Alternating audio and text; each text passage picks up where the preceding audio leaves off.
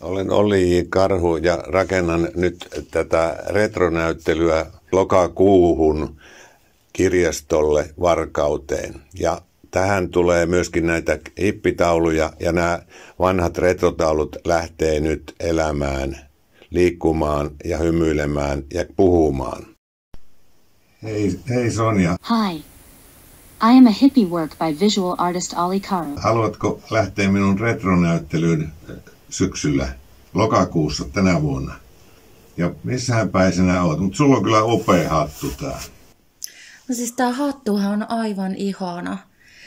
Siis tämähän on Pariisista. Mä oon kyllä nyt itsekin Pariisissa. Että en oo kovin kauas lähtenyt. Että kauemmainen paikka oli Niittylä silloin, kun mä Varkauteen tulin. 30 vuotta sitten. Sä oot mun suosikkityttö näistä hippitauluista ja mitähän sinulle nyt kuuluu? How are you? Ça va bien. Et vous? Ça va? Voulez-vous un café? Sä oot vähän itkenyt, sulla silmät vuotaa tässä, mutta normaalistihan sä puhut, pälätät kauheasti ja et meinannut pysyä mallina hiljaa yhtään hetkeä. No onko sulla ollut hauskaa, kun me ollaan maalattu tätä omaa työtä?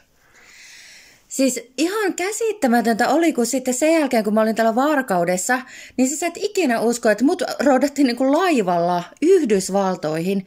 Ja sitten mä olin jossain teepaidoissa siellä. Siis voit sä kuvitella? Kiitos.